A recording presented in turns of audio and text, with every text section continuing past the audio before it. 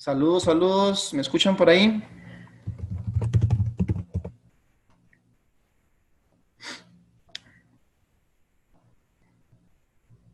Hola, hola. ¿Cómo han estado? Chicos, chicas, veo que estoy con el reloj, no sé si estoy con el reloj adelantado. Damos 5 minutos más para empezar, nada más, como para esperar un poquito más que se nos incorporen de compañeros. 5 minutitos y empezamos 6:10, ¿les parece? Ok, entonces ya casi empezamos.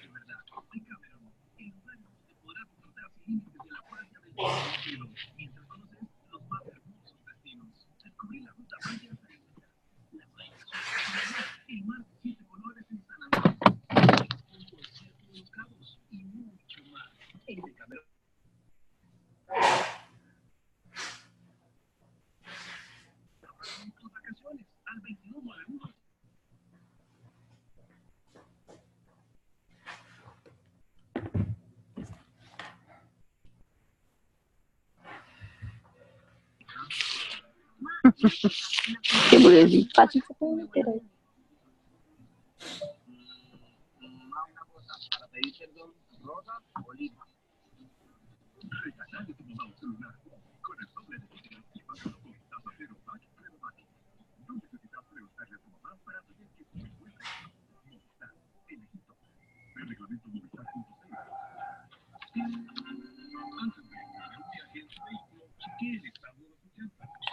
Pero ahí en la clase, alguien tiene el micrófono aquí.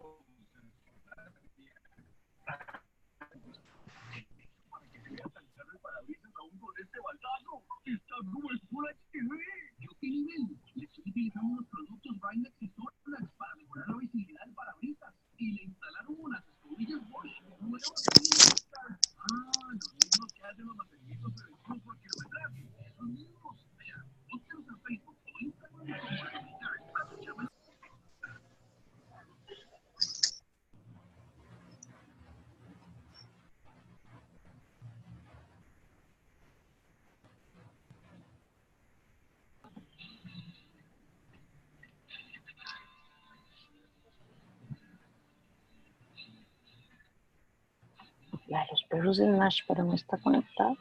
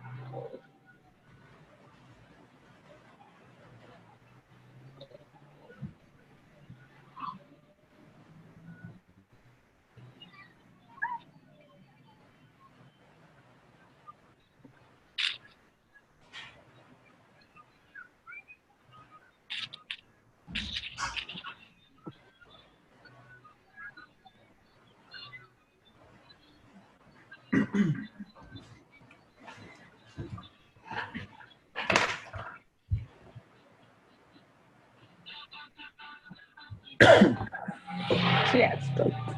Entonces el profesor hasta que lo sentí que me sorprende.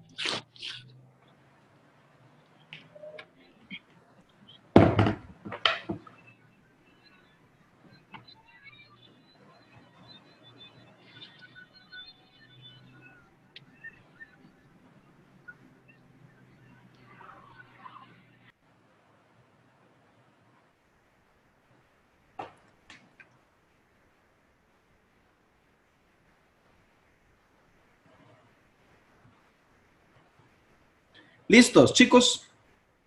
En sus marcas fuera.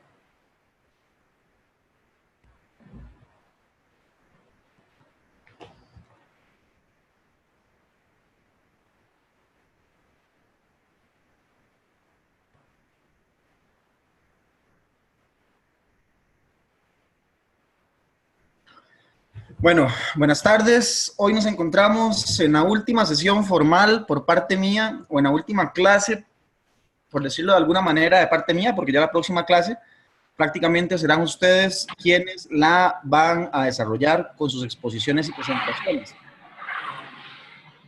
Nada más como un mensaje así final, de mi parte, muy contento, muy agradecido de haberlos conocido y de que me hayan soportado, me hayan tenido la paciencia estas semanas.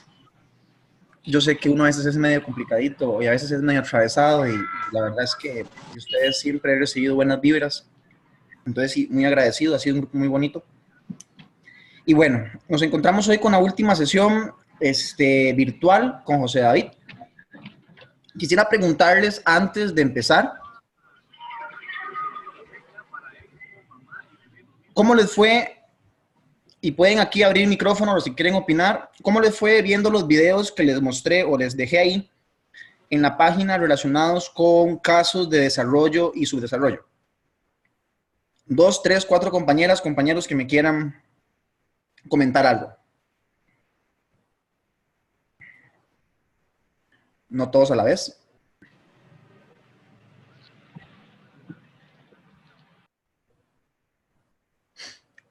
Hola. Hola, hola. ¿Quién habla? Patricia. Buenas tardes. Buenas tardes, casi noches. Patricia, sí. Hola David, ¿cómo le va, compañeros? Buenas tardes. Buenas tardes. Sí, bueno, yo no pude ver todos los videos que usted dejó, solo pude ver los de Singapur, los de Nueva Zelanda, el tema de la pobreza. Y me pareció interesante porque por lo menos yo en lo personal lo contraponía con toda la clase de ética de Omar. Tal vez es que estoy obsesivamente pensando en los temas de ética y de Omar, pero me llamó mucho la atención que en Singapur, por ejemplo, hablan de un tema de salud abriendo el espacio al sector privado. ¿Perdón? Correcto. ¿Sí? Sí, le escuchamos, Patricia. ¿Me escucha? Perfectamente. Patricia. Se nos fue Patricia. Ok, bueno, me llamó mucho porque es una apuesta a la privatización de servicios estratégicos. Ok, es una apuesta a privatizar servicios estratégicos como son la salud, ¿verdad? Señor. Ajá. Sí la escuchamos, Patricia, la escuchamos bien. No, no, aquí estoy, sigo aquí. Yo sigo aquí. Eso sonó como la canción de Thalía. Y yo sigo aquí. Este, pero la escuchamos bien, puedes continuar.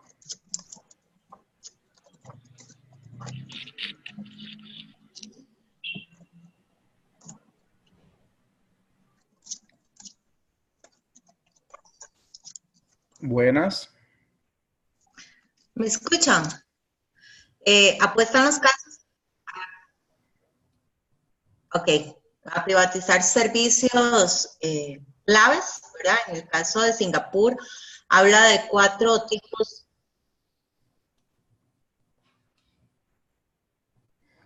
Se le está yendo la conexión a Patricia. Bueno, lástima que se le está yendo la conexión a Patricia. En efecto, el caso de Singapur es un caso curioso.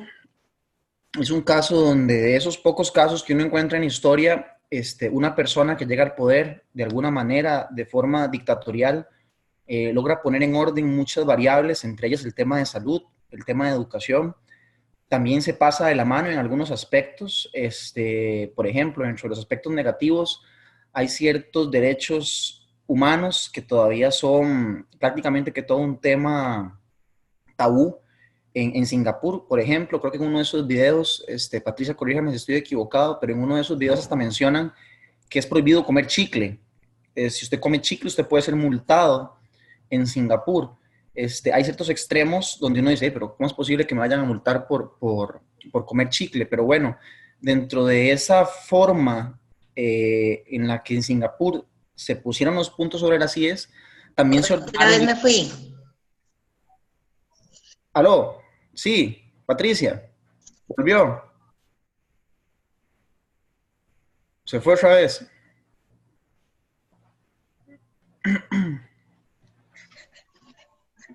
Bueno, les decía que mientras en algunos aspectos se han coartado algunas libertades y derechos humanos, por otro lado se han encontrado grandes avances y saltos cuánticos a nivel de desarrollo dentro de lo que es Singapur, un país donde lo encontramos, y ahorita vamos a ver, dentro de los principales países en crecimiento económico, crecimiento de las exportaciones, facilidad para, para exportar, para crear una empresa.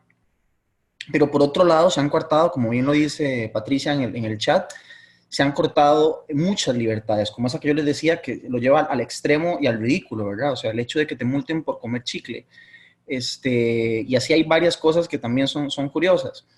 Pero bueno, es un caso interesante donde a través de un tema casi que dictatorial se logra el desarrollo en la nación y se logran muchos avances que nadie puede negar al día de hoy.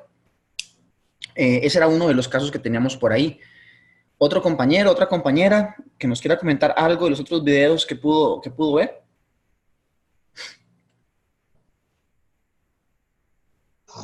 Profe, Sí. profe, Bien. Nelcy. Nelcy, bienvenida Nelcy. Gracias, profe, ¿cómo le va? Todo bien por dicha. Qué dicha. A mí me llamó mucho la atención el de Israel, porque después de pasar de estar quebrados, ahora son una de las potencias más grandes en tecnología, ¿verdad? Ellos aprovecharon todos los dineros que Europa les brindó para mejorar y crearon polos de tecnología muy, muy grandes, ¿verdad?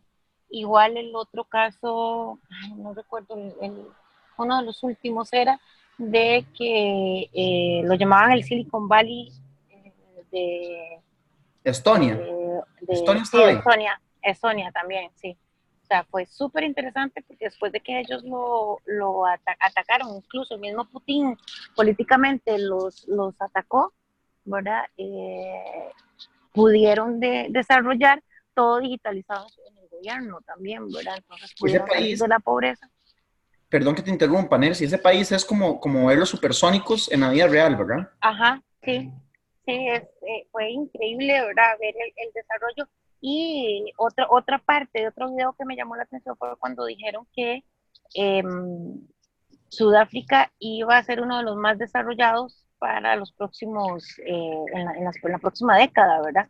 Que aunque en este momento estuvieran tan mal y con tanta pobreza, iban a ser uno de los grandes polos de desarrollo para la próxima década.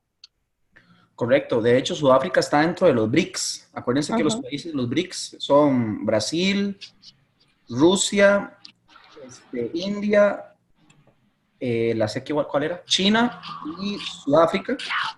Son países que de aquí al 2050 se prevé, o dentro de las proyecciones que hay, las estimaciones que hay, son de esas economías emergentes que van a generar mayores alcances de crecimiento, de desarrollo, si siguen por el rumbo que van.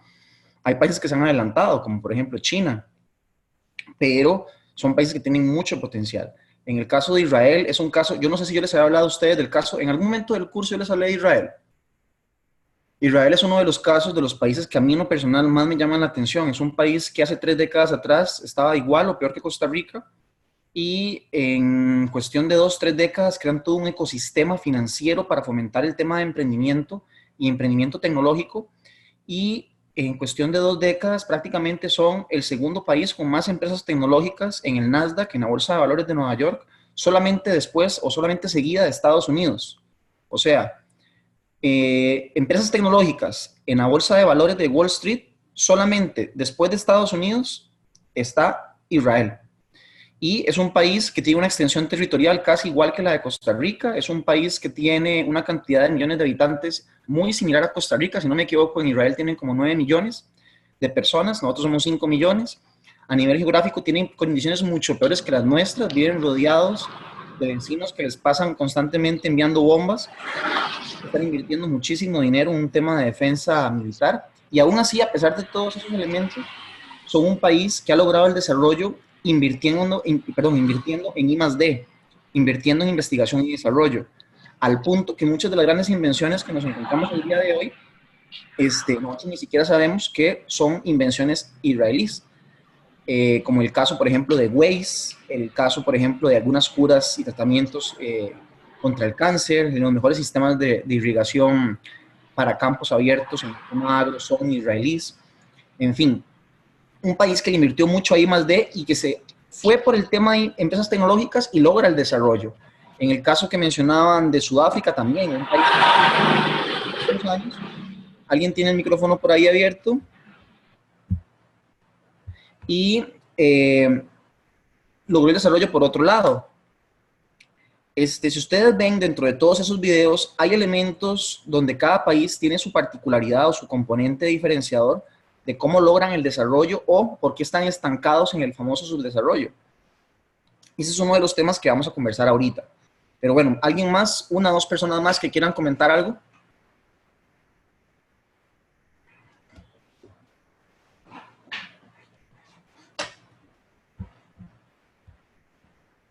Jennifer. Hola. Hello. ¿Sí me escuchan? Perfectamente. Ok. No, yo quería comentar respecto a Noruega, y todo empieza porque hay que ver la emoción con que Klinsberg habla de Noruega, ¿verdad? Él reitera tantas veces cosas tan positivas y él lo hace como con una ilusión, como ese ideal de país donde todos soñaríamos vivir. Y habla mucho, y básicamente ese éxito lo han tenido y se lo atañe a la concertación y al consenso de todos los sectores, o sea, no solamente de los tradicionales, sino que él hace siempre mucho énfasis en que son todos los sectores. Inclusive habla de que en Noruega existe una Comisión Nacional de Ética. Y también a mí me llamó la atención, y porque tal vez estamos muy involucrados con el tema de ética de la clase de Omar, pero él hacía mucho énfasis en que inclusive en esa comisión participan estudiantes con sus opiniones, o sea, hasta los menores de edad son considerados en este tipo de comisiones. Y algo particular que tiene que ver con nuestro tema de estudio, hablaba ahí de una empresa, la petrolera, la de mayor éxito a nivel mundial, me parece que era la de mayor éxito a nivel mundial o a nivel de Noruega, que dice que ellos tienen como política de empresa firmar un contrato de su código de ética con todos los proveedores y los contratistas. Entonces ellos se aseguran que su código de ética sea replicado en toda su cadena de producción. Entonces eso es un punto a reconocer del éxito que tiene este tipo de empresa. Y que al final pues toda la población, aunque pague el 60% de sus salarios en impuestos, todos están totalmente anuentes a hacerlo sin ningún problema. Inclusive la empresa privada tiene un montón de beneficios a sus empleados que están dispuestos a hacerlo porque es parte de su cultura y reconocen que es más los beneficios que reciben practicando ese tipo de cosas que al no hacerlas. Pero aquí también está la variable que es una población que invierte el 60% de su salario en impuestos, pero sabe que son bien invertidos. Entonces ahí es donde viene el asunto cuando uno se pone a pensar aquí a nivel de Costa Rica. ¿Qué es lo que nos ha faltado? Porque Noruega es un país que también tiene 5 millones de habitantes. O sea, somos la misma cantidad de población. ¿Qué es lo que nos diferencia a ellos de nosotros? Pues este consenso, esa concertación, esa posibilidad de que ellos mismos han aceptado integrar a todos los sectores para su propio desarrollo. Gracias. Gracias, Jennifer. De hecho, creo que en ese video, Bernardo Klicksberg, el tío Bernie, nos menciona que ellos tenían un concepto de capital social muy fuerte. Y cuando hablan de capital social es de esa confianza entre ellos mismos, esa confianza en la institucionalidad, esa confianza en las mismas organizaciones. Y creo que en ese video, si no me equivoco, mencionan el caso de cuando ellos en sus fondos de inversión invirtieron en empresas que tenían algún tipo de cuestionamiento a nivel global, a nivel de algún tema de corrupción, algún escándalo, que a nivel de cultura, sociedad, prácticamente eso lo penaron y lograron que los fondos de inversión retiraran los recursos de esas empresas donde estaban teniendo buenos rendimientos. A pesar de que estaban obteniendo buenos rendimientos, retiraron los recursos noruegos simplemente por el hecho de ser congruentes en ese discurso de invertir en organizaciones o en empresas que estén en pro del tema de sostenibilidad.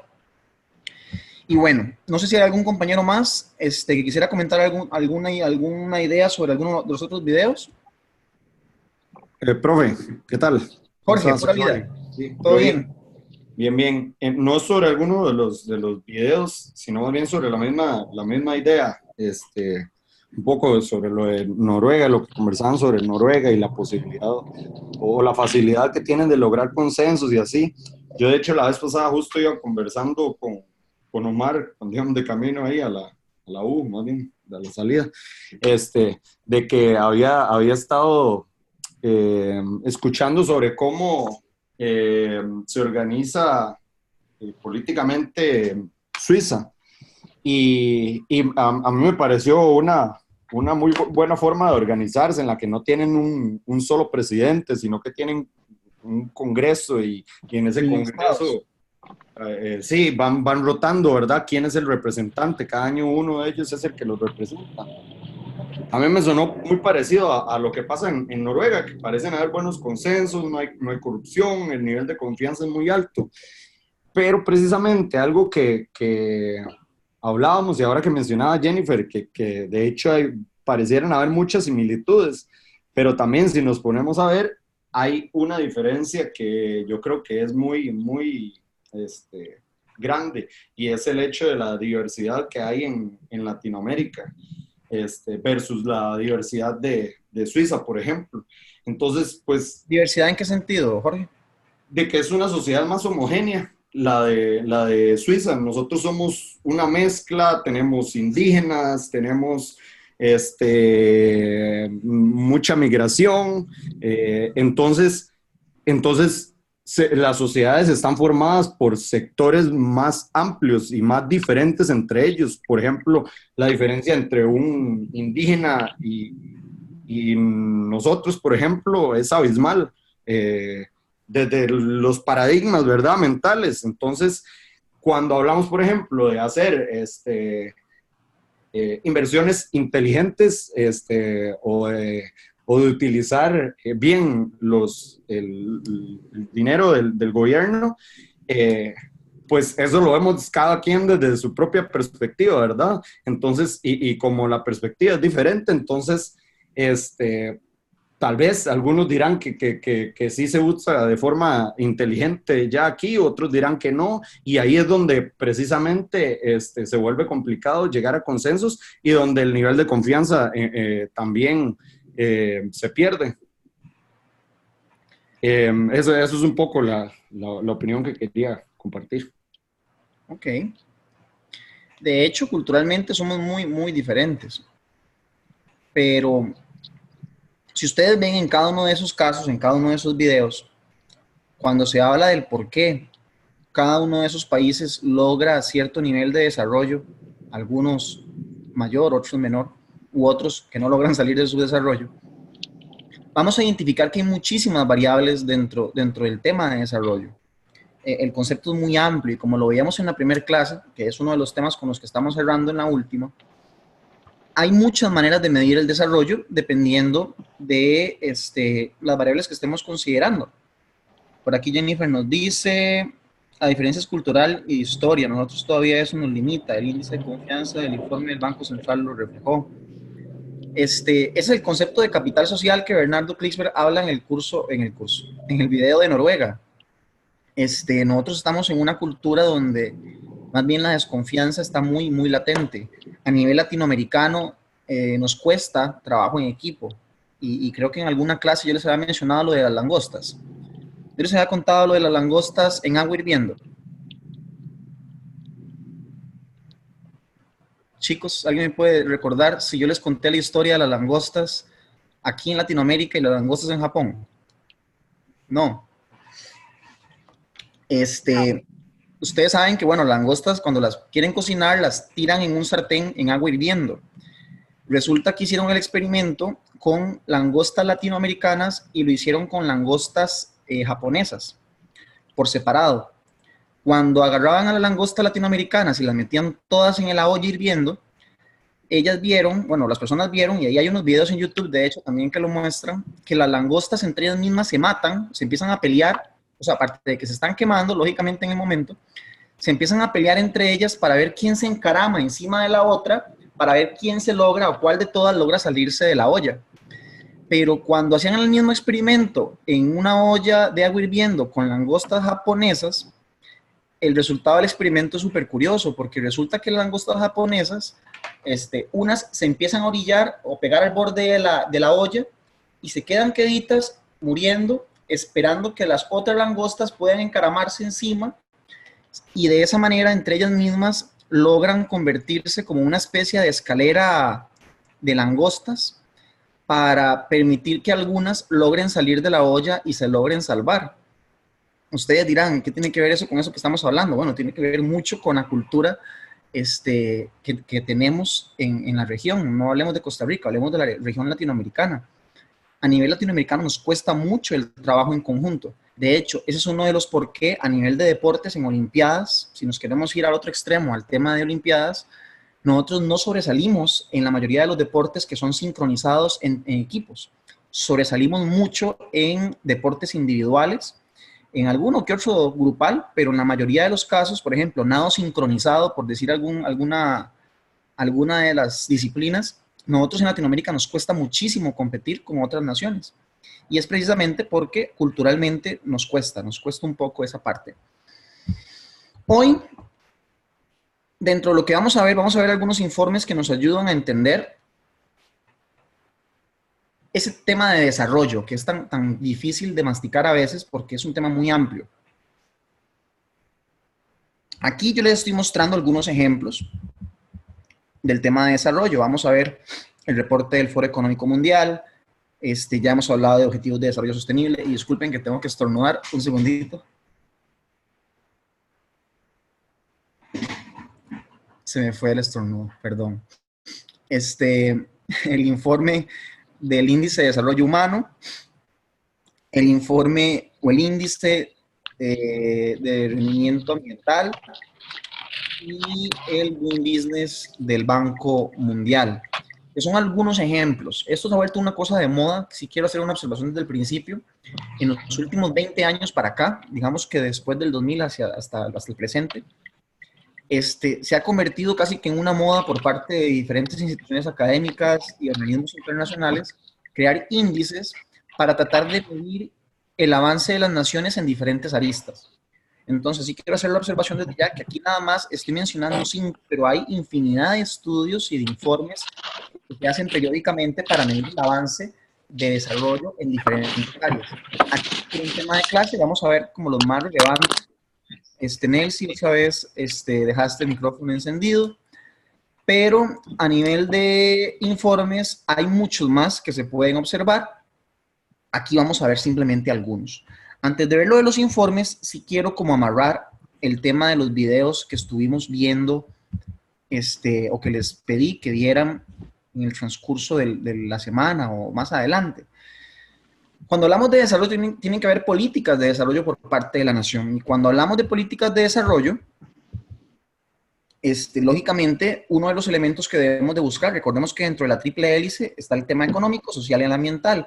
El económico es necesario para el desarrollo. Ojo, el crecimiento económico es necesario para el desarrollo. Insuficiente, pero necesario.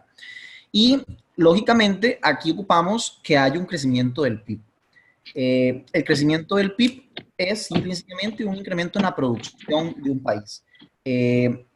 Aquí tenemos dos opciones. Podemos generar crecimiento económico a través de factores endógenos, entiéndase, factores internos de la nación, y aquí en algunos casos vimos en esos videos ejemplos donde a través de educación o a través de la explotación de recursos naturales, o a través de infraestructura, gobernabilidad, de manejo de desigualdad, han logrado el desarrollo, que fueron algunos de los ejemplos que vimos en los videos. Por ejemplo, a nivel de explotación de recursos naturales,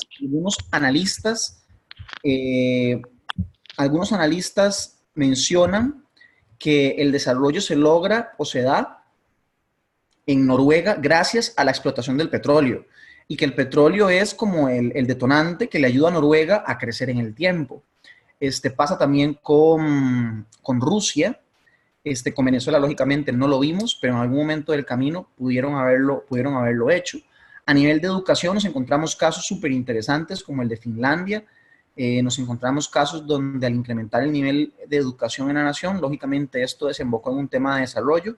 El caso de Japón es uno de los casos relacionados con crecimiento por factores endógenos. A nivel de infraestructura, cómo está la estructura a nivel de carreteras, institucionalidad. Tranquila, Patricia, no os preocupéis. A nivel de gobernabilidad o gobernanza, aquí también podemos incluir el caso de Noruega, el caso de Singapur, donde pasó algo muy curioso, y aquí yo lo voy a decir en forma de broma, pero no quiero que me malinterpreten, por favor. Pero a veces uno quisiera, o yo me pongo aquí a pensar, a veces que uno se pone a cavilar en la noche viendo la luna y conversando con amigos, que a veces pareciera que aquí en Costa Rica ocupamos que llegue alguien como el de Singapur, que ahorita se me va el nombre del de Singapur, que llegue y ordene la casa y después se quiera ir y nos deje otra vez con el país para gobernar, porque esto cada vez se vuelve más ingobernable, y entonces lógicamente el presidente o el líder que llegue al gobierno llega con las manos atadas, como el caso de Carlos Alvarado, como le pasó a Guillermo Solís, como le pasó a Laura Chinchilla y todavía como le pasó a Oscar Arias en el 2006-2010. Porque por un problema de gobernabilidad hay buenas iniciativas, pero que al final duran años o no terminan en nada, porque es difícil dentro de toda la burocracia estatal llegar a consensos, llegar a acuerdos rápidos, expeditos, y a veces pareciera que sería mejor que pase lo que pasó en Singapur, y que llegue una persona y diga, esas son las líneas, y el que no va para la cárcel, y el que se opone va para la cárcel. Pero bueno, a veces eso uno lo piensa, y también uno sabe que cuando se llega así al poder, en muchos casos después no lo sueltan, ¿verdad? Claro, piensan en la situación de los 4 años y en cómo hacer quedar bien al partido para las próximas elecciones. Y claro, entonces por un tema político, comprometen el desarrollo de una nación. En fin, factores endógenos es una variable. Tenemos por otro lado los factores exógenos, entiéndase variables externas variables que yo no controlo, pero que sí puedo manejar de alguna manera. Aquí Costa Rica ha sido uno de los ejemplos de los países que más ha explotado esto. Comercio exterior, perdón, turismo, en el caso de Costa Rica, fomentando el comercio exterior, como lo ha hecho Chile, como parte de su modelo de desarrollo. Chile es un país que tiene más de 30 tratados de libre comercio al año pasado, que yo lo estaba revisando, mientras que Costa Rica no tenemos ni la mitad ni la tercera parte de lo que Chile ha logrado a nivel de comercio exterior. Un país como Cuba, a la hora de que también se ha limitado a nivel de comercio exterior, también ha dificultado el desarrollo de su país.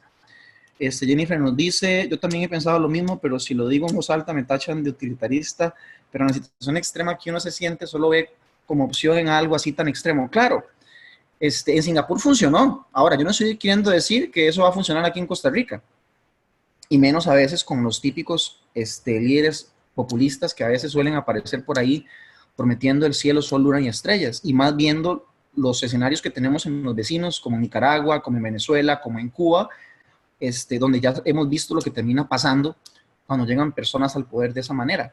Pero bueno, Singapur es una excepción a la regla. Si Singapur lo pudo lograr, entonces queda dentro de las posibilidades de que a veces a través de un factor endógeno llamado gobernanza se pueda generar desarrollo y alinear a todos los planetas. Pero tal vez a veces uno es un poco romántico en eso. A través de inversión extranjera directa, esto fue lo que de alguna manera generó en Israel el desarrollo en los últimos años, a la hora de que se generó una gran cantidad de personas emprendedoras en temas de tecnología, atrajo a que muchas empresas quisieran entrar a lugares como Tel Aviv, en Israel, y quisieran formar parte de ese ecosistema o hub tecnológico para generar desarrollo en la nación. Cuando hablamos de estas variables de factores endógenos y exógenos, la sumatoria de estos es lo que nos va a generar la competitividad de un país. Esa competitividad, lógicamente, es la que nos va a hacer sobresalir en una región en comparación con el resto. Y mucho del tema de competitividad ustedes lo vieron en los diferentes videos de Holanda, de Noruega, de Sudáfrica, de países europeos, de Estonia, por ejemplo, en el tema tecnológico. Aquí podríamos decir que como un factor endógeno, Estonia, a través de su educación y a través del tema de gobernabilidad, a través de esas dos variables internas, lograron generar una economía súper desarrollada a nivel tecnológico. Entonces, ¿cuál es el camino correcto? Es muy difícil decirlo, porque podemos encontrarnos diferentes ejemplos, como el caso de Nueva Zelanda, que era otro de los videos que estaba por ahí, o el caso de Holanda, donde en esos casos siguieron el mismo camino. Un tema de educación, un tema de apoyar al sector empresarial. En el caso de Holanda, ese video estaba entre los videos, ¿verdad? El caso de Holanda. No me acuerdo ahorita. Se me acaba de ir el avión. Bueno, pero si no estaba igual. El caso de Holanda es un caso donde las universidades están completamente ligadas al sector privado. Y más bien lo que buscan es que cualquier estudiante a nivel universitario esté vinculado con la empresa privada y esté generando investigación académica relacionada con el sector productivo para generar desarrollo. No como en Latinoamérica, donde las universidades andan por aquí y el sector privado anda por otro lado. Perdón, Nelsi, me acaba de acordar que el video de Holanda no se podía abrir. Cierto. El video de Holanda no se podía abrir. Bueno, pero se lo estoy contando, en el caso del video de Holanda, lo que demuestran es cómo las universidades tienen la obligación de vincularse con el sector privado y entonces se convierten en un músculo o en una palanca, por decirlo de alguna manera, que favorece al desarrollo del sector productivo. Y ellos enfocan prácticamente toda la estrategia académica superior a producir a nivel intelectual conocimiento que sea 100% aplicable al sector productivo.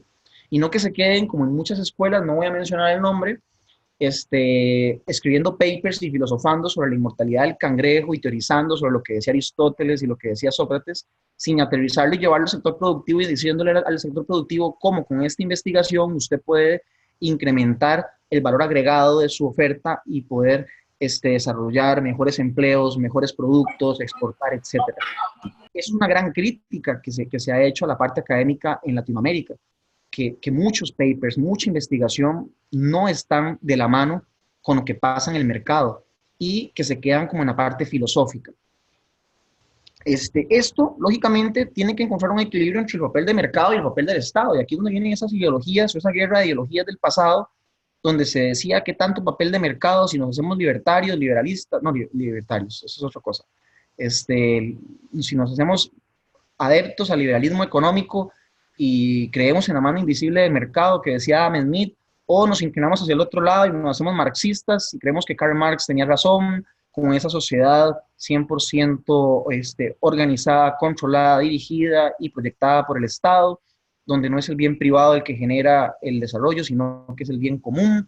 Y bueno, esa discusión, yo me atrevería a decir que ya es una discusión superada. Ya no se trata de si soy de izquierda o si soy de derecha, sino de permitir al mercado que opere, pero con cierta regulación para que no se generen abusos por parte del sector privado y se pueda generar riqueza con el papel de mercado y el favorecimiento de la oferta empresarial. Y por otro lado, el Estado enfocarse en generar políticas de desarrollo dentro de las aristas típicas de lo que es la política económica, relacionado con la parte comercial, o sea, cómo facilitamos que nuestros productos vayan al mercado global e igualmente cómo facilitamos para que los productos del mercado global ingresen al país a través de tratados de libre comercio, de temas de impuestos, de aranceles, de cuotas, de impuestos en productos de importación y exportación, cómo le ayudamos a las empresas nacionales para que exporten, para que crean más en sí mismas y vendan en el mercado internacional. Si venden más, van a emplear más personas y si logran vender productos de mayor valor agregado, al tener más márgenes, pueden contratar mejor a su personal, mejorar sus condiciones, mejorar condiciones de bienestar y eso es una arista en las que el Estado debería de preocuparse. Por otro lado, el tema fiscal, que aquí para efectos nuestros ha sido un tema muy, muy tocado en los últimos años con todo este tema de la reforma fiscal, ahora con el tema del IVA, etcétera. ¿Cuál debería ser el rol del Estado? Preguntan en esta nueva forma de relacionarse. Esta precisamente la que estoy mencionando. El papel del Estado es un papel que debería, desde esta política que nos encontramos aquí abajito, de facilitar el comercio, no obstruirlo, facilitar el comercio, potenciar el comercio, favorecer el comercio internacional.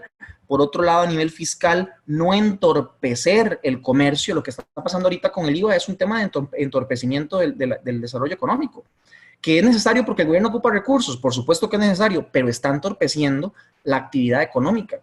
Y por eso el Banco Central sale hace unas semanas diciendo que su nueva estimación de crecimiento de la economía para final de año tiene que reducirla nuevamente, o sea, como por tercera vez o cuarta vez en el año, reduce su estimación de crecimiento de la economía y la consecuencia es, o sea, la consecuencia no, la causa de estos recálculos de proyecciones de crecimiento es que el tema fiscal cada vez está apretando más la actividad económica y lógicamente eso tiene una repercusión en las familias, en el poder adquisitivo, en las empresas, en aumentos salariales, etcétera.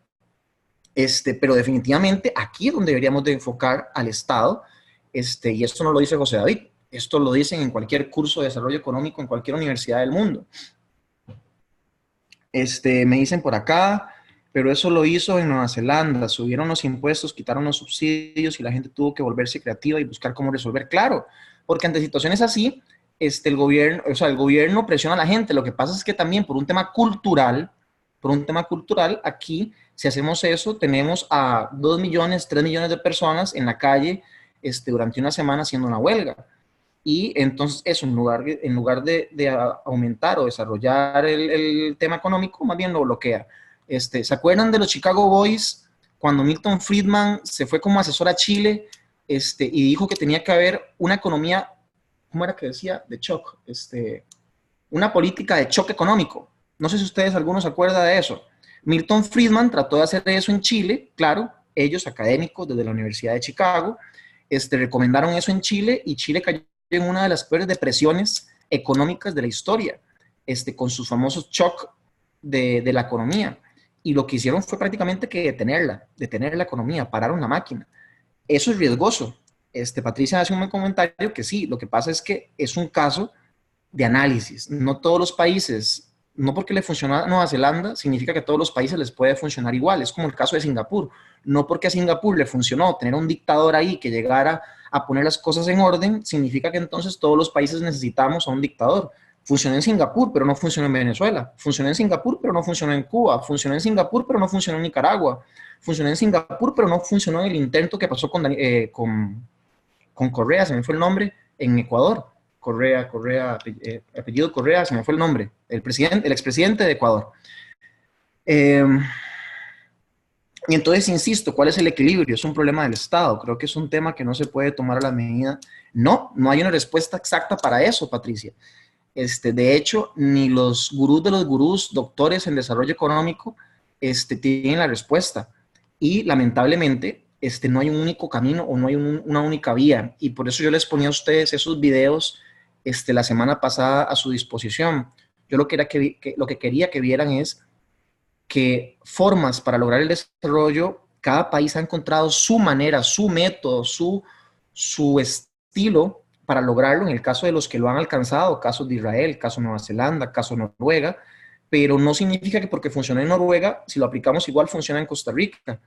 Y por eso es que yo soy uno de los principales temerosos de las recetas que nos traen de otros países, que porque como el sistema puente del desarrollo funciona en Chile, agarrémoslo y repliquémoslo igual en Costa Rica, va a funcionar igual. Bueno, en Chile funcionó mucho mejor que acá, y aquí todavía se viene implementando la estrategia puente del desarrollo, que es una copia del sistema chileno, y no ha funcionado igual que como funciona en Chile, pero es que hay muchas características particulares entre Chile y Costa Rica.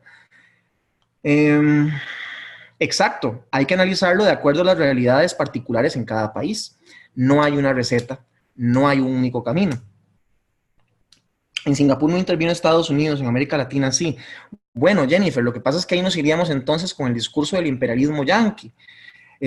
Países en los que ha intervenido Estados Unidos, en los que no ha funcionado la cosa, ok, podemos hablar de ejemplos, pero eso sería toda una discusión que nos podría llevar a otro tema. No le quiero refutar, no le quiero contradecir eso, porque entraremos en una discusión bastante bonita, que se podría ampliar y me atrasa con los demás temas, pero son variables que suman. No voy a negar que el hecho de que Estados Unidos haya intervenido o no haya intervenido no deja de sumar o restar. En el caso de Rusia, que también lo ha hecho con los países de su lado, también ha sido una influencia para bien y para mal en algunas cosas. Perdernos del tema de hoy. Pero bueno, es una variable más que suma. A nivel monetario, que les hablaba de la otra variable, o sea, a nivel fiscal, gastos e impuestos, a nivel monetario, el tema de política de tipo cambiario, eso impacta también, eso lo controla el Estado, eso lo controla el Banco Central. Tasas de interés, tipo de cambio. Y en ese balance, que por ahí decían por ahí en el chat, el tema de encontrar ese equilibrio o balance, es la pregunta del millón. ¿Cuál es la fórmula del balance o la fórmula del equilibrio del millón? Nadie tiene la respuesta. Y por eso los estados contratan a decenas de especialistas y doctores y postdoctores en temas de desarrollo económico, y a veces es complicado encontrar un consenso.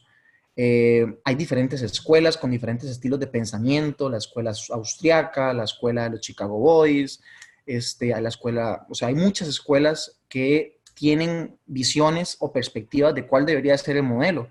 El mismo socialismo es una escuela por su cuenta que dice que, bueno, la forma es a través de un Estado que se apodere de todo. Lamentablemente, o no lamentablemente, simplemente una particularidad de este sistema es que no hemos encontrado un solo caso de socialismo que sea exitoso. Hasta el día de hoy no existe un solo caso que presente un país que ha aplicado todas las normas y todas las reglas que imponía Marx, que haya funcionado. Lamentablemente el capitalismo, aunque no es de mi agrado, es el modelo que más ha funcionado y con el cual hay muchos países, como los que ustedes vean en los videos, han logrado mediante este sistema generar desarrollo, como el caso de Nueva Zelanda que mencionaban ahora, caso de Israel, en fin. Este es como una especie de esquema, este esquemita que ustedes tienen en la diapositiva, que resume muy bien los actores o los recursos necesarios para encontrar la fórmula de desarrollo. Pero ojo lo que estoy diciendo. Aquí están los ingredientes para hacer una olla de carne. Pero aunque aquí estén los ingredientes, cada uno con su mano le dará el sazón y le quedará el sabor de la olla de carne diferente. A uno la papa le quedará más suavecita, a otro más dura, a otro la carne con más sal, a otros con menos sal. Pero digamos que aquí en esta diapositiva podemos resumir los mecanismos que tiene al alcance cualquier gobierno cuando busca generar una política económica de desarrollo. Y sobre esta diapositiva se han dado miles de discusiones, sobre esta diapositiva se han generado miles de ideas de cuál debería ser el camino, si con más papel del Estado o menos papel del Estado, si con más libertad para el sector privado o con menos libertad para el sector privado. Cuando se han dejado a estos dos señores solos o completamente dominantes, hemos encontrado que hay problemas. Cuando se ha dejado solo el mercado, ustedes vieron el caso de la crisis del 2008, por un tema de desregularización, o sea, se dejó al mercado que anduviera la libre. Cuando metemos al Estado para que sea el dictatorial, tenemos los dos extremos. Tenemos un caso Singapur, tenemos un caso venezolano, que se contraponen por completo. Tenemos las variables que se pueden considerar, en fin, dijeron por ahí, es lo que hay. Ahora bien, ¿cómo hacemos para medir entonces el nivel de desarrollo de cada uno de estos países? Bueno, eso es un tema también muy complejo. Entonces, en algún momento, en las últimas décadas, se empezaron a hacer la pregunta, ¿cómo hacemos para medir el nivel de desarrollo de las naciones? Aparte del tema de riqueza, que ya sabemos que es una variable importante, el tema de plata, ¿cómo hacemos a través de otras variables para medir el nivel de progreso de los países? Y bueno, hemos hablado bastante de los ODS, no voy a profundizar hoy aquí, pero bueno, aquí tenemos una variable más donde ya los países empiezan a generar reportes que mencionan qué se está logrando y qué se está alcanzando en cada uno de los ODS. Aquí en Costa Rica, ustedes ya vieron en la clase que estuvimos hablando de los mismos, que ya se están generando los primeros informes, los primeros estudios, los primeros estados de la situación, donde se dice dónde estamos parados y hacia dónde vamos o qué es lo que se está intentando lograr. Todos los países, recordemos las 193 naciones que están metidas en esto, en alguna medida, con mayor nivel de compromiso o menor nivel de compromiso, están generando indicadores, están generando reportes e información periódica para mostrarle al mundo qué es lo que están logrando.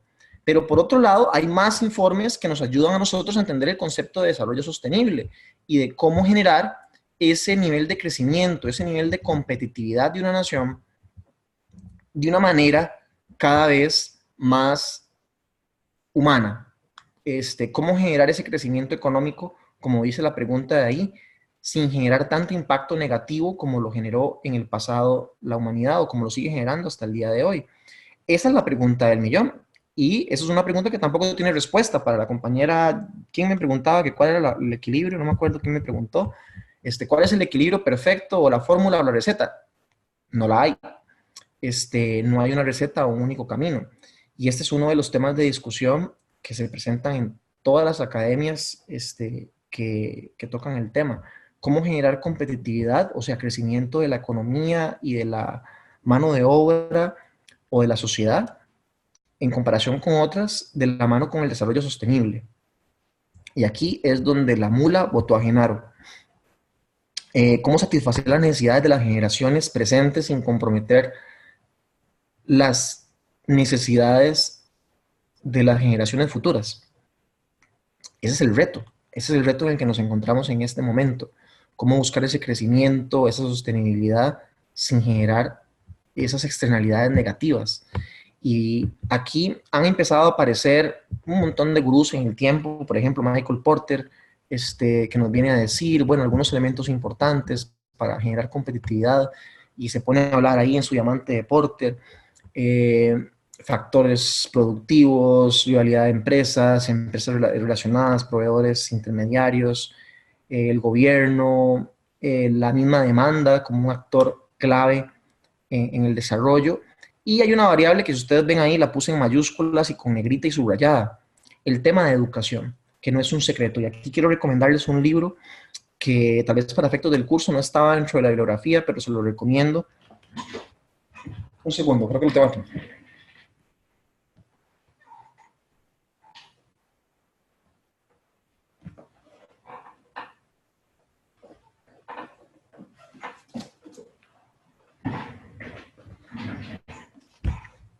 aquí recomendando libros y todo. Cuentos chinos de Andrés Oppenheimer es un libro, no es nuevo, eso es un libro del 2000, ¿qué? 2008, 2009, 2007. Un libro del 2007, Cuentos chinos. Pueden conseguirlo, creo que hasta ya está gratis para descargar en PDF en Google, en algunas páginas. Y aquí en este libro, estas 400 páginas, nos vienen a resumir y a decir que lo que ha logrado generar desarrollo en las naciones es la educación. Es generar una mano de obra más calificada, más consciente, evolucionada, por decirlo de alguna manera, y que la consecuencia o el resultado será que esa población en el mediano y largo plazo, estamos hablando de una estrategia de desarrollo a 20, 30 años plazo, va a generar un impacto positivo. Lamentablemente el tema de educación, aunque es prioritario, a veces pareciera que no. Porque una gran pregunta que uno podría hacerse es, bueno, ¿qué porcentaje del PIB se está invirtiendo en educación?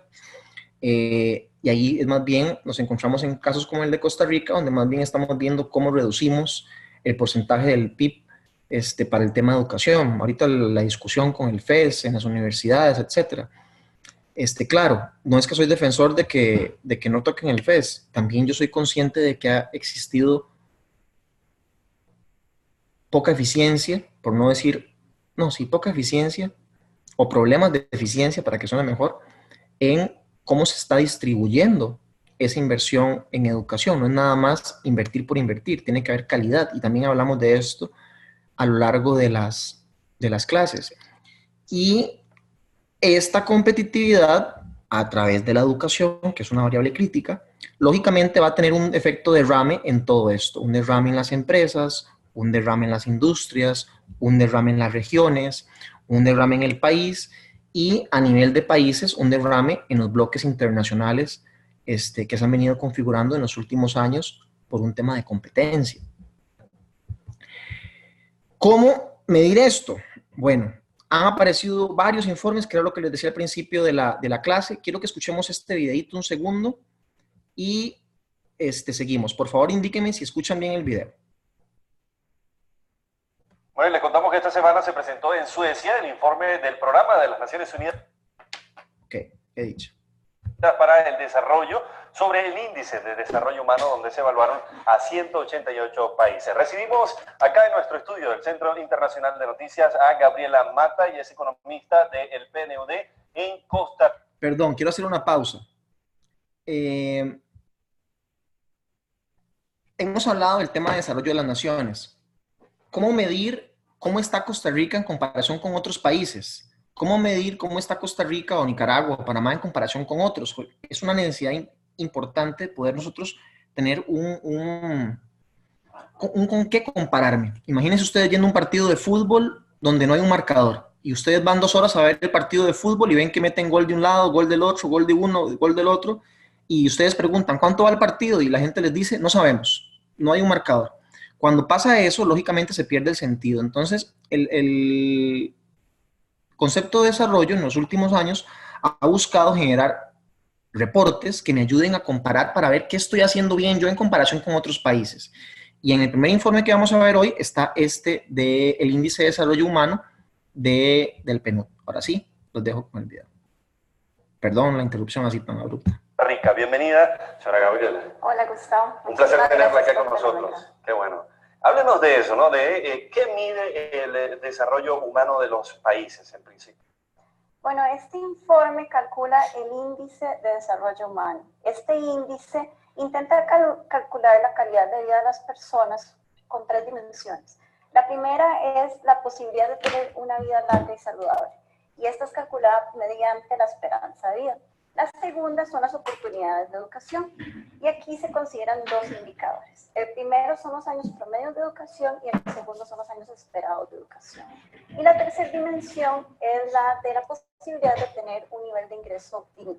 Y se calcula por el ingreso nacional bruto per cápita. Entonces, este es uno de los índices, pero hay varios índices más que calculan. Porque si ven, este índice es un promedio. Y los promedios muchas veces ocultan desigualdades. Entonces también se calcula un índice de desarrollo humano ajustado por desigualdad. Se calcula además otro que es el índice de desarrollo de género, que calcula un IDH para hombres y para mujeres. Y también se calcula un índice de desigualdad de género. Y resulta muy interesante que cuando se calcula el índice de desarrollo humano para hombres y para mujeres, en todos los países del mundo, las mujeres aparecen con valores más bajos que los hombres. Eso también Perdón. motivo de estudio, ¿no?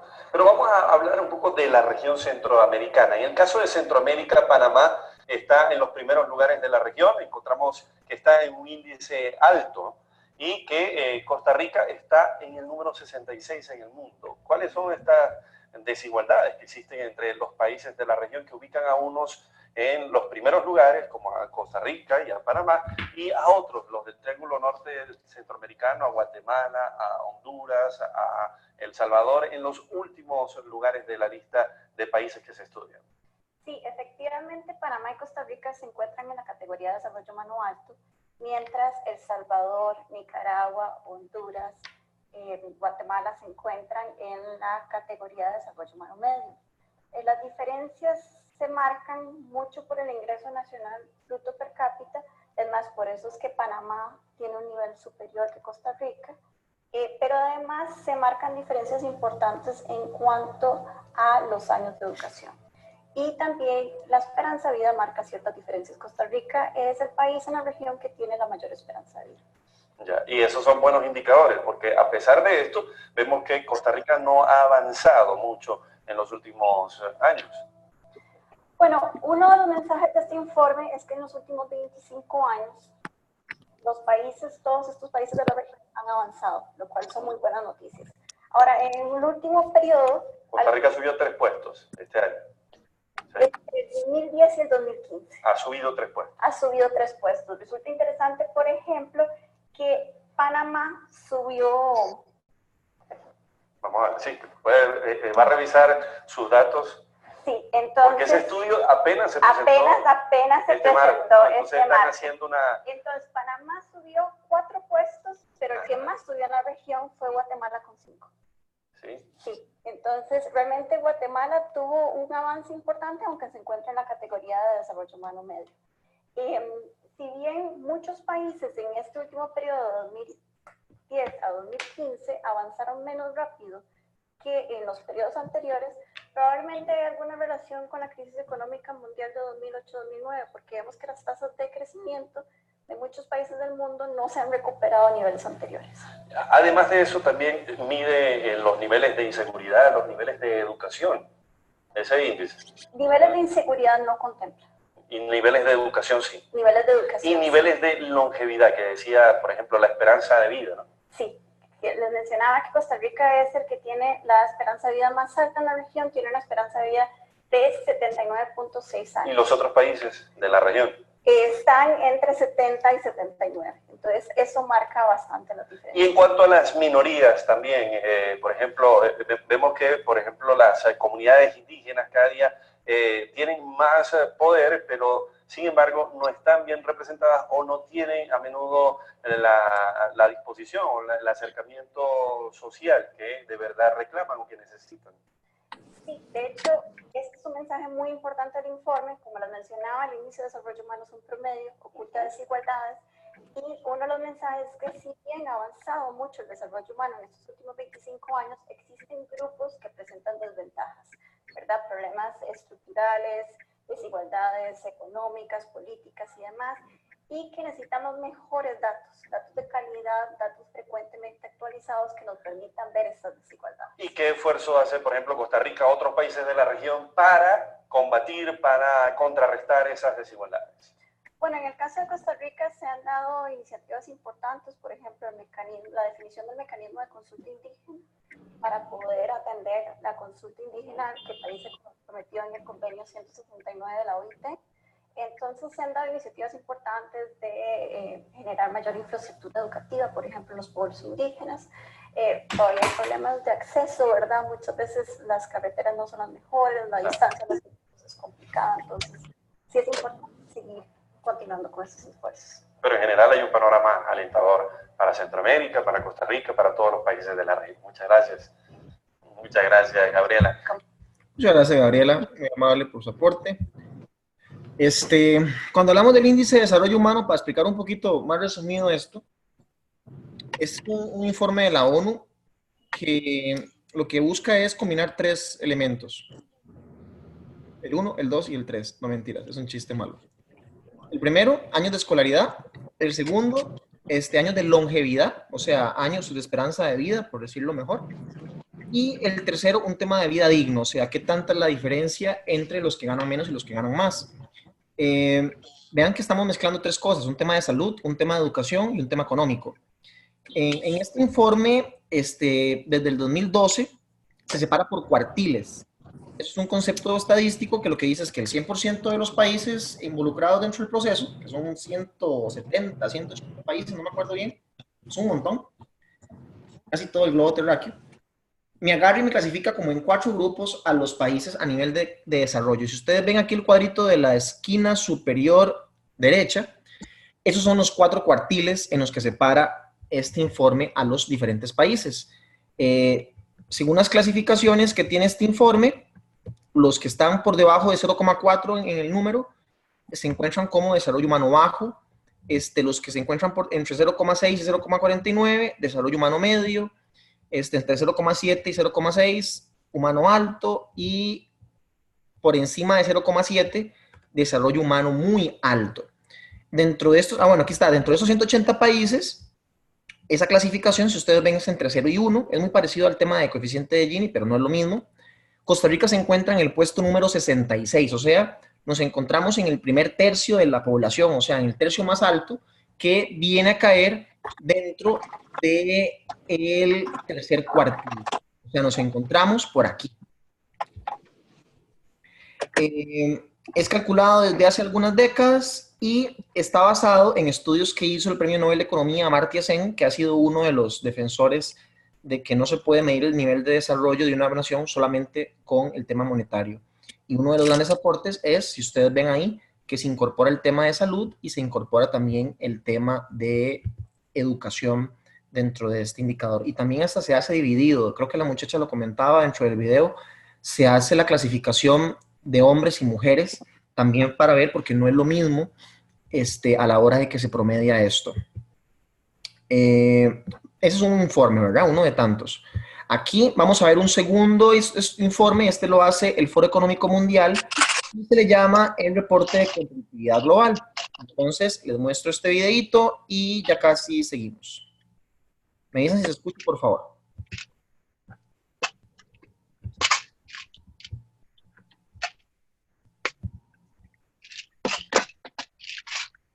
If the global economy is still in recovery, countries must embrace openness, technology, and innovation to remain competitive. But how do you measure competitiveness?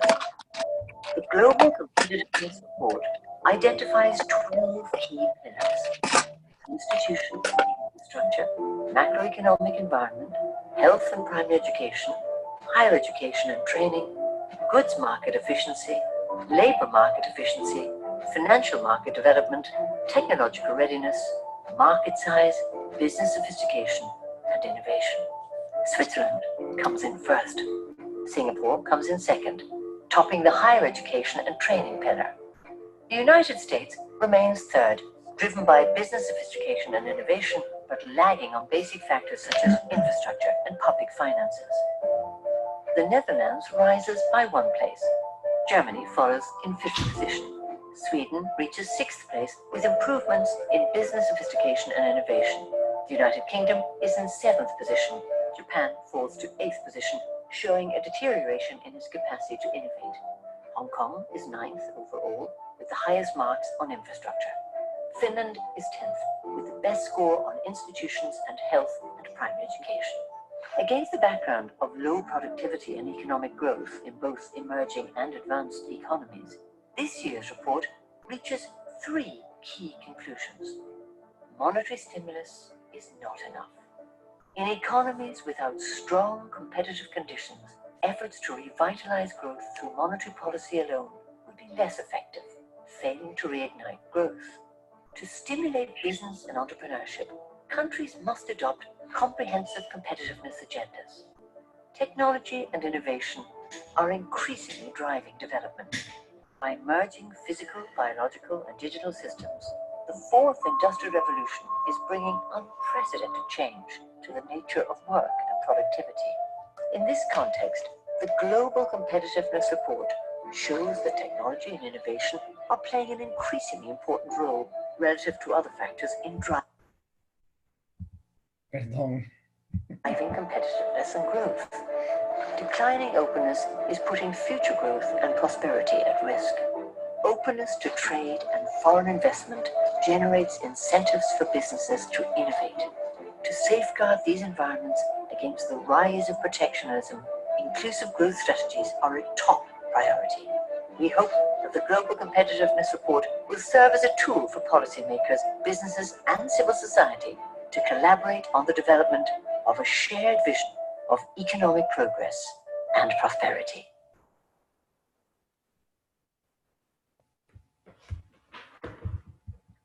Ok, aquí tenemos otro reporte diferente que basado en 12 grandes pilares o en 12 aristas, ellos dicen cómo medir el nivel de competitividad de una nación. Y son esos que están ahí, que los mencionaba bien el video. ¿Qué es lo que nos dicen ellos por acá?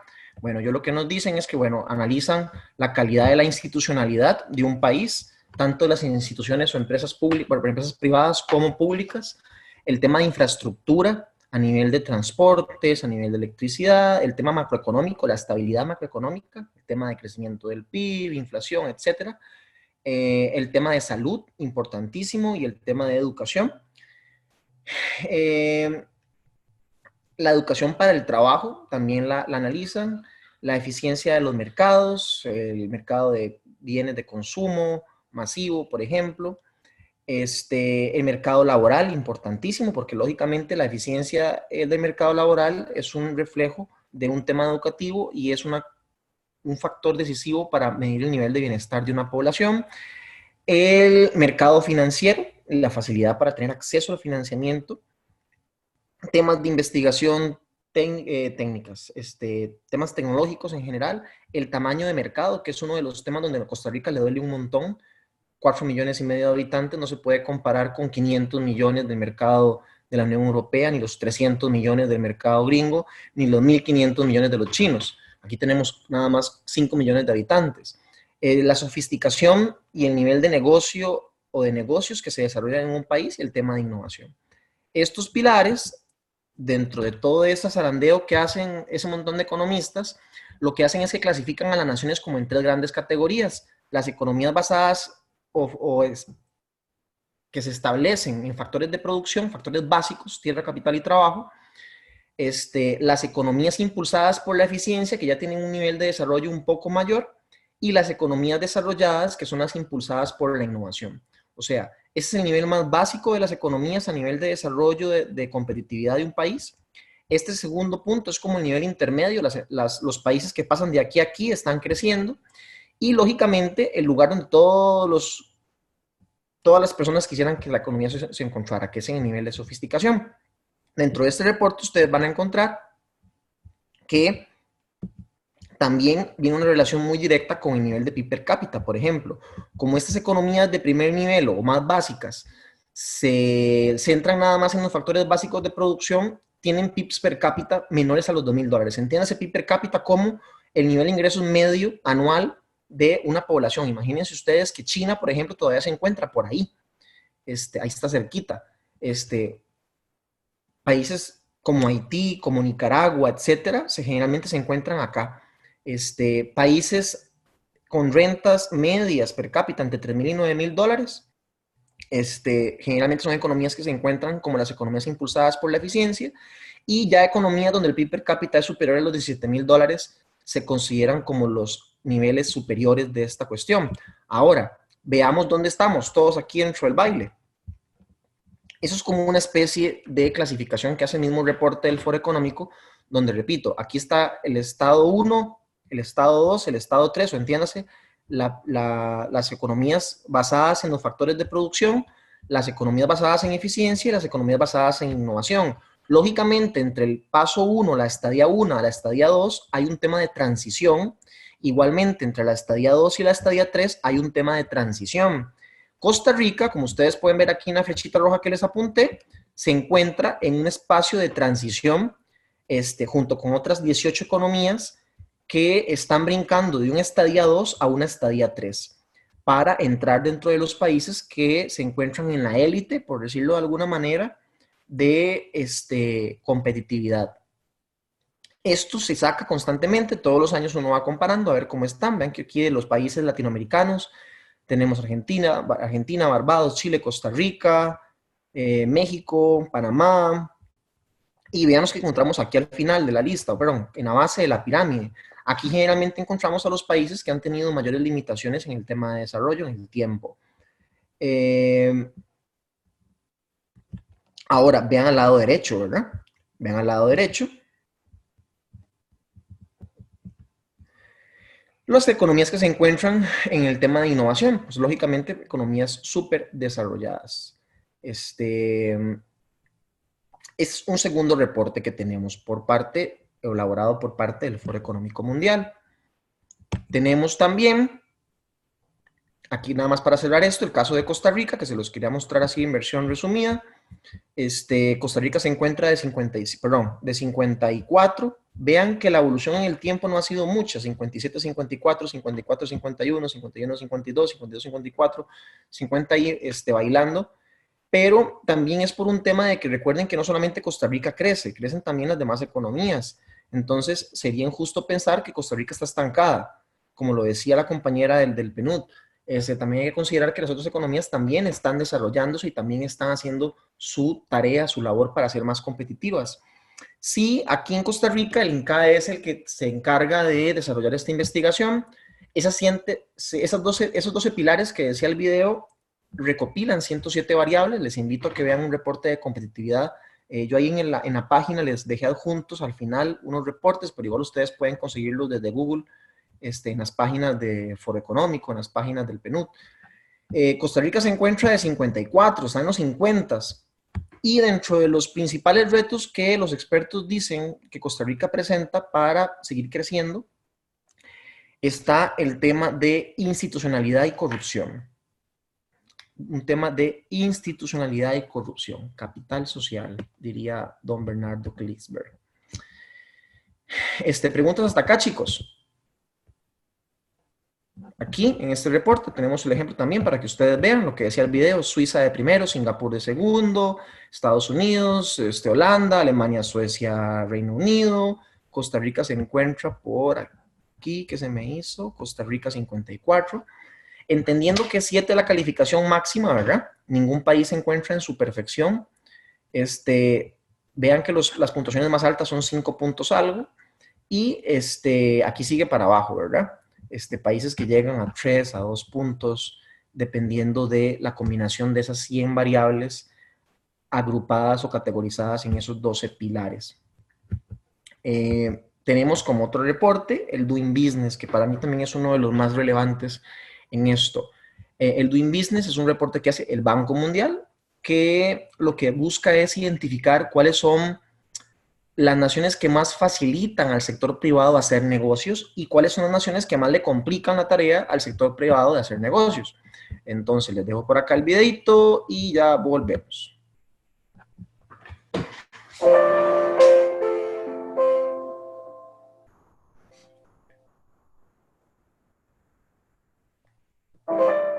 El objetivo de Doing Business es medir el impacto de las regulaciones en las empresas, pequeñas y medianas empresas locales. El enfoque es hacia el empresariado local, hacia el sector privado local. Eso no quita que pueda ser usado como un instrumento para evaluar un mercado a la hora de decir si una empresa extranjera quiere invertir o no. Lo que hacemos es usar un set de indicadores, 11 indicadores en total, que analizan diferentes componentes del ciclo de vida de una empresa. Vamos desde la creación de la empresa hasta su disolución, pasando por diferentes actividades que un empresario va a tener que lidiar durante su actividad comercial, ¿no? Como pagar los impuestos, contratar personas, adquirir terrenos, adquirir financiación.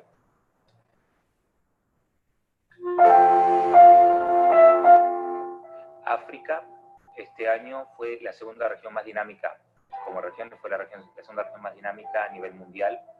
74% de los países reformaron en por lo menos un área de Doing Business. Registramos 69 reformas en 35 economías. Fue la región con el mayor número de reformas en términos absolutos. Y evidentemente eso tuvo un impacto en relación al progreso que han hecho algunos países, ¿no?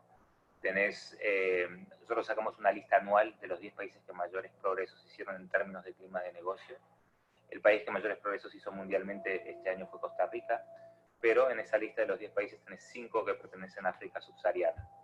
El país que mayores progresos hizo fue Uganda, pues tenés otros países como Benín, Mauritania y Senegal que aparecen en esta lista y que han hecho grandes reformas para mejorar el clima de negocios en esas economías.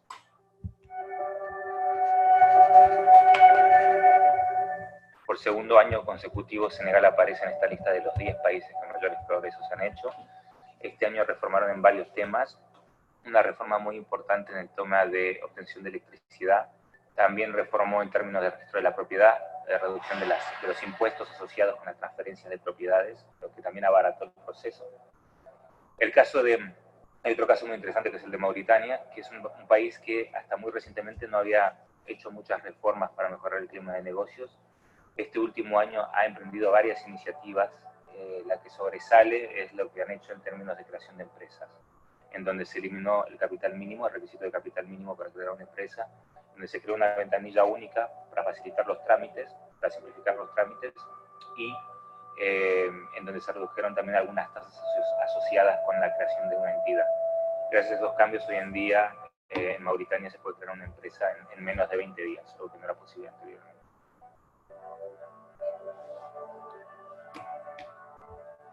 El uso de la tecnología en general para facilitar los trámites es un instrumento que un tipo de instrumento que la mayoría de los países a nivel mundial están implementando, porque es una forma eficiente de luchar contra la corrupción, luchar contra la opacidad. Sin embargo, en África, las tasas de utilización de este tipo de instrumentos son más bajas que en las demás regiones.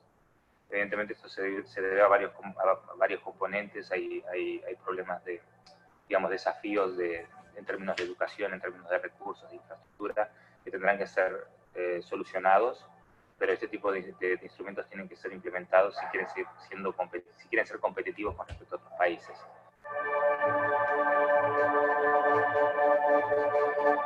En el área judicial es el área donde hemos visto un menor número de reformas en la región en los últimos 10 años. En África es una de las regiones donde la justicia es más costosa para los empresarios. Es una de las regiones en donde el nivel de automatización de los tribunales es el más bajo, y por ende esto causa muchos problemas, y creo que va a tener que ser un área en donde los gobiernos empiecen a focalizarse en mayor medida en los próximos años, y espero que lo verse reflejado en las próximas ediciones de Doing Business.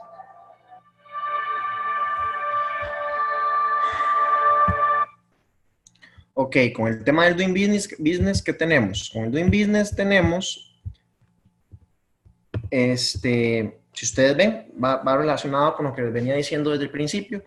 De los últimos 20 años para acá, se ha tratado de analizar esa regulación que ponen los países a la hora de que queremos desarrollar empresa privada o sector privado, y que tanto esa regulación dificulta los trámites.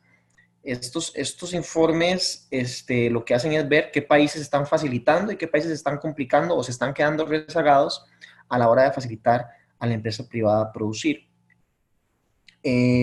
También se analizan un montón de economías, ven por acá, 100 y pico, 190. Costa Rica se encuentra en el ranking de los 60, 50, y bueno, también nos encontramos en ese primer tercio de la lista.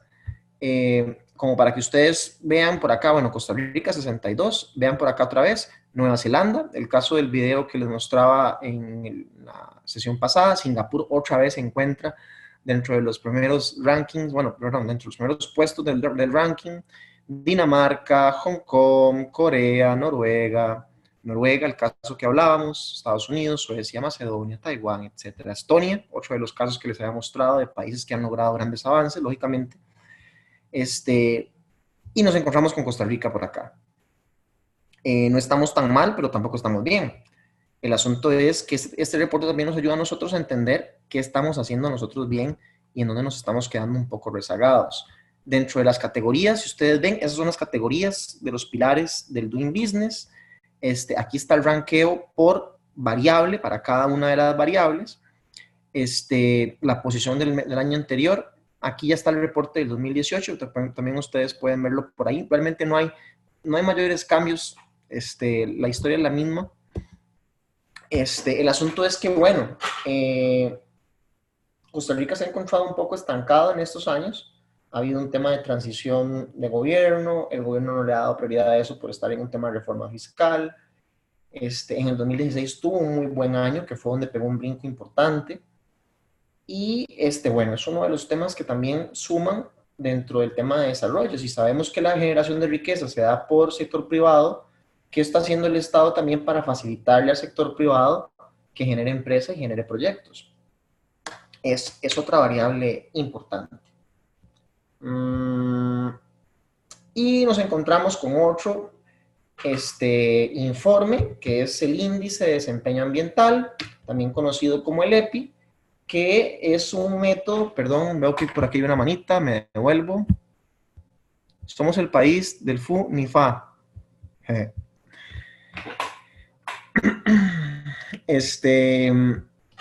Ahí vamos, dijo Eduardo Lizano hace muchos años, el expresidente del Banco Central, una de las eminencias ticas en temas de economía, que Costa Rica es el país del nadadito de perro.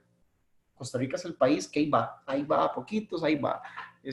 Algo pasa siempre milagroso al final, que ahí va saliendo, pero ahí va nadadito de perro. Otro índice es el índice de desempeño ambiental, que lo que hace es cuantificar y clasificar las políticas de un país en pro del tema del ambiente. Es desarrollado por la Universidad de Yale. Ellos tienen un centro ahí que es el que dirige este informe, y a grosso modo lo que les puedo decir de este informe ambiental es que también incluye otro montón de países. Costa Rica está incluido lógicamente dentro del mismo.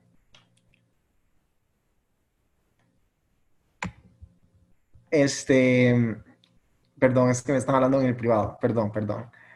En los últimos años, Costa Rica ha estado incluida dentro de este índice, y Costa Rica también ha estado muy bien posicionado. Aquí, para mostrarles, tenemos a Suiza, Francia, Dinamarca, Malta, Suecia. Si ustedes ven los países que lideran de este lado del ranking, prácticamente, a excepción de Israel, si no me equivoco, correcto, Islandia también está metido, a excepción de Israel, prácticamente lo que tenemos son países europeos, ¿no? Costa Rica se encuentra por acá, en el ranking global del mundo, a nivel 30, de número 3 a nivel del continente, como el tercer país del continente que tiene más políticas públicas en pro del tema ambiental. Eso nos da un muy buen score a nivel global.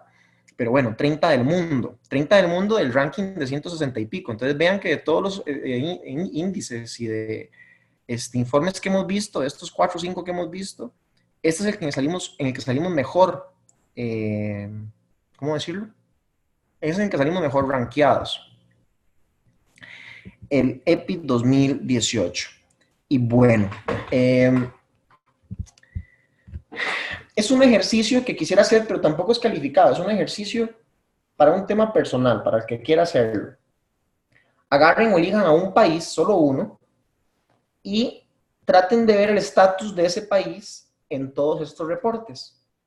Escojan el que ustedes quieran. Zimbabue, Singapur, Malasia, Grecia, Rusia, México, Colombia, Venezuela, el que gusten, ¿no? Venezuela no, porque hay unos informes en los que no sale. No salen porque como no dan los datos, y sin datos no los pueden incluir dentro de los informes. Y lógicamente no dan los datos porque saben que están mal, entonces no comparten la información, entonces no se pueden meter dentro del ranking. Escojan un país y háganle un pequeño análisis de cómo está, por ejemplo, Holanda. Países Bajos, ¿cómo está a nivel de índice de desarrollo humano, a nivel de competitividad global, a nivel del doing business y a nivel del EPI? Y vean que hay una cierta consistencia entre estos diferentes informes, aunque los hacen instituciones o organizaciones distintas, con métricas diferentes, uno sí se da cuenta de que hay una serie de información o insumos que tienen mucha congruencia o consistencia. Y bueno, al final de cuentas, yo lo digo diferente. Esos informes, esos estudios son hechos por la élite o por algunos de los mejores académicos, investigadores y profesionales en sus respectivas áreas. ¿Quién es uno para dudar de ello? Es una forma en la que uno puede ir midiendo año con año. Yo tengo el ejercicio, tengo la práctica, la mala práctica o buena práctica, como quieran verlo, de todos los años ir haciendo un comparativo de esto. Y les voy a mostrar algo que tengo por acá. Un segundito nada más. ¿Cómo me salgo de aquí? Ya me salí. Les voy a mostrar algo que yo tengo por aquí, que yo lo hago casi todos los años. Este año no lo he hecho, no sé, bueno, sí, por falta de tiempo no lo he hecho, pero yo lo actualizo todos los años, o trato de actualizarlo todos los años, para ir viendo el tema país, o el tema de países, pues. Vean, por ejemplo, acá. Voy a compartirles. Díganme, por favor, si les compartí este Excel, si lo están viendo.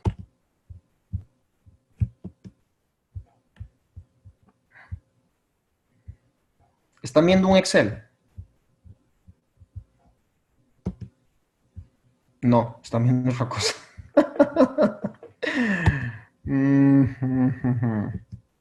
Ahora sí, ¿están viendo el Excel directamente? Ok, yo en este Excelito, por ejemplo, esto ustedes pueden armarlo a su gusto. Yo escogí aquí 30 economías, las 30 economías que me interesaban a mí, darle seguimiento año con año, e incluí algunas variables que a mí en lo personal me interesan. Vean que por aquí está el reporte de competitividad, el que les acaba de mostrar, está el Doing Business 2018, está el índice de transparencia internacional, índice de Gini, PIB per cápita, PIB global, tengo el IDH 2016, tengo el índice de felicidad, tengo el índice de progreso social, que es otro indicador que no les había mostrado, el de suicidios por cada 100,000 habitantes, el de Fire Global Power, que es el de poder de guerra, en el caso de una batalla, ¿verdad?, entre países, en el caso de una tercera guerra mundial. Y entonces yo lo que me pongo a hacer aquí creativamente es comparar. Entonces, por ejemplo, yo digo, no, comparemos China con Estados Unidos. La economía 1 del mundo contra la economía 2. Y metamos a Costa Rica también ahí. Costa Rica, China y Estados Unidos. ¿Dónde estás? Ah, bueno, y Singapur, para no quedar tan mal nosotros. ¿Qué se me hizo Estados Unidos? Se perdió. Aquí está. USA. Entonces, por ejemplo, yo me pongo a comparar las 4 economías.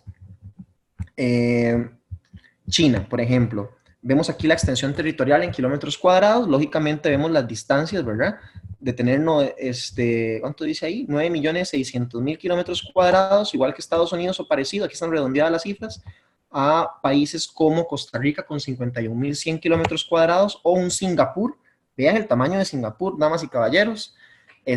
Mucho más pequeño que Costa Rica. Vemos un tema de densidad poblacional. Entonces aquí tenemos a los 1.400 millones de chinos, a los 325 millones de estadounidenses, 5 millones costarricenses, 6 millones en Singapur. Veo por aquí que alguien levantó la mano. Nadie levantó la mano, fui yo. Ahora, a nivel de densidad poblacional, yo me pongo a comparar. Estos son datos que están dentro de los mismos informes. Yo simplemente extraje los datos que a mí me interesaron para hacer mi propio. Por ejemplo, yo podría ponerle aquí a esto el índice Ulloa Soto. Ese es mi índice. Y yo lo que hago es una combinación de información de diferentes reportes. No se ve. Ok, lo agrandamos. Perdón, discúlpenme. Discúlpenme, pero perdónenme. Ahora sí se ve un poquito mejor. Perfecto. A nivel de densidad poblacional, veamos aquí un tema. A nivel de desarrollo, vean este elemento que interesante. Yo agarro la población y la divido entre los kilómetros cuadrados y me dice cuántas personas por kilómetro cuadrado hay. Entonces, por ejemplo, en Costa Rica tenemos casi 100 personas por kilómetro cuadrado. En China tenemos 145 personas por kilómetro cuadrado. En Estados Unidos, 33 personas por kilómetro cuadrado.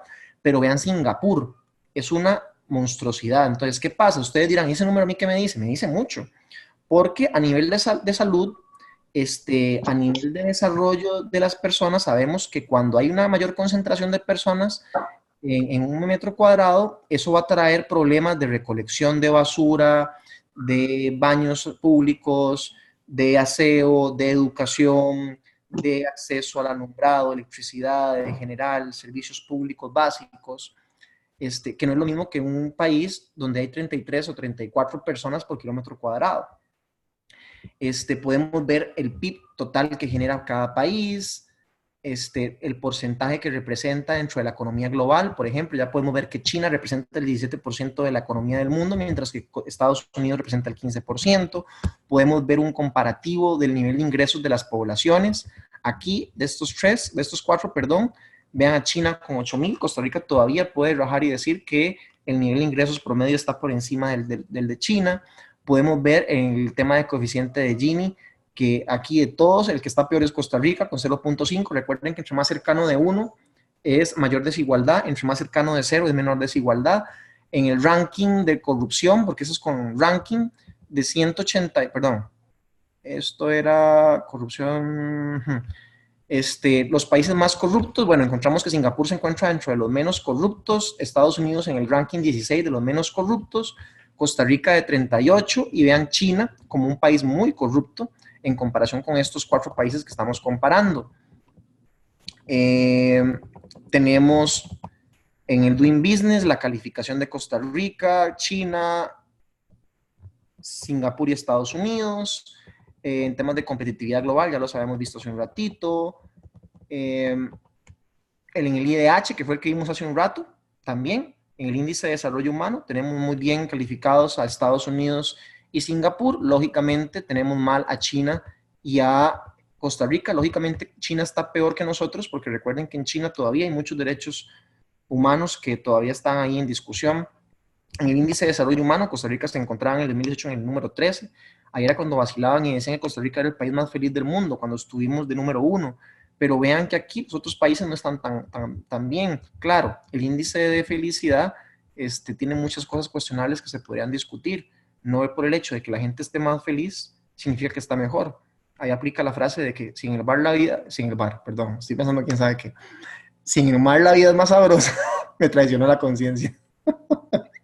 Sin el mar la vida es más sabrosa, no quiere decir que en la zona rural sería mejor que en la capital. Está el índice de progreso social, que también incluye más países, 128. ¿Y qué es lo que quiero mostrarles a ustedes con esta tablita? Esta tablita yo la hice a mi criterio personal. Vean que metí el tema de ranking de poder a nivel de guerra.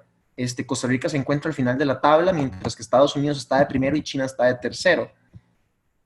Esto yo lo recopilo a mi gusto, basado en los datos que obtenemos de todos estos indicadores, índices y reportes o informes de las diferentes instituciones.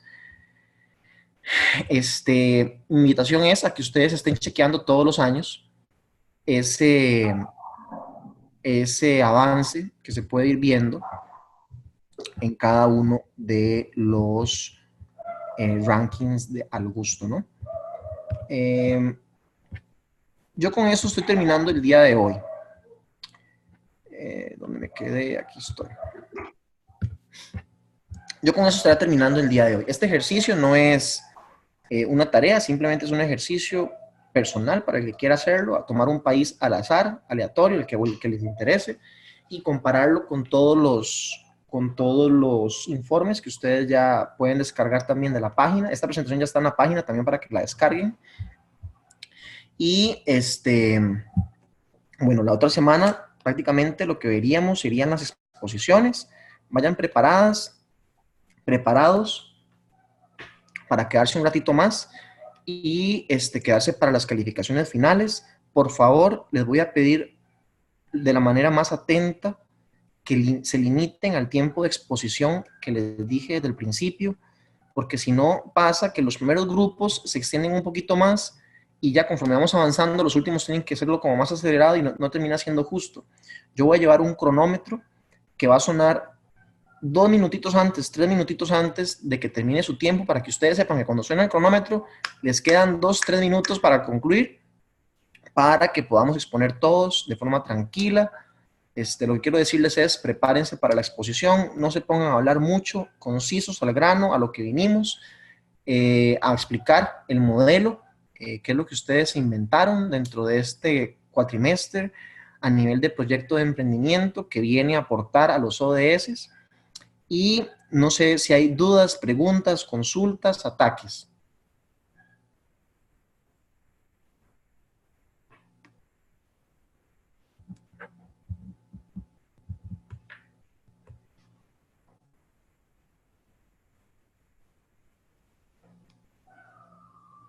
¿Cuántos minutos son de la expo?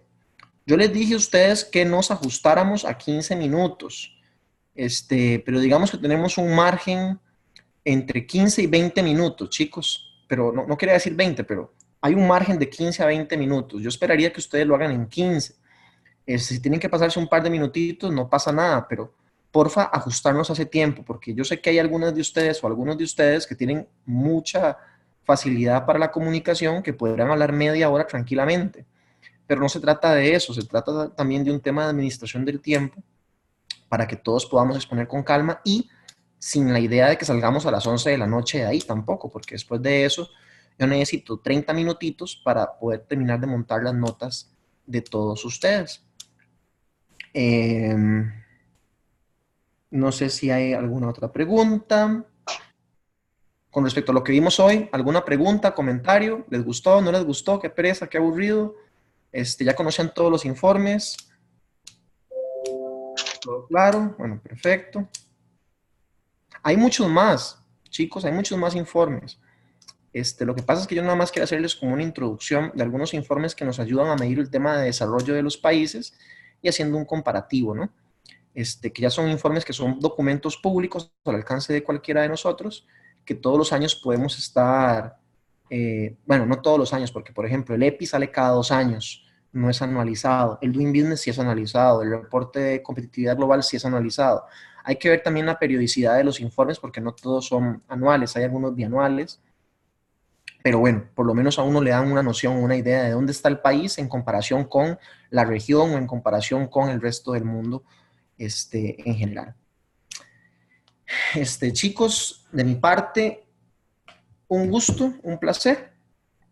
Si no hay preguntas, creo que estaríamos por hoy. La otra semana nos vemos en vivo y a todo color, la última sesión. Se vale llevarle regalitos de despedida al profesor, una manzana, un chocolate, no sé. Y de verdad, chicos, un gusto haber podido compartir en este curso con ustedes. De verdad que fue un grupo muy bonito, no lo digo por brocha ni nada. Con ustedes la pasé muy bien, espero no haberles caído tan mal y lo seguimos viendo. Esto es una finquita que dijeron por ahí, la hija de una ex, no, sí ex, no todavía, no, sí ex, pero ex qué, ¿verdad? La hija de una persona muy famosa, para no decir nombres. Estamos en una finquita y a la vuelta nos vamos a seguir viendo. Entonces, un gusto de verdad y espero en algún momento del camino topármelos de nuevo. Pura vida, chicos. Entonces, con esto cerramos. Que pasen muy buenas noches. Nos vemos la otra semana en vivo en el aula y con las exposiciones. Good night.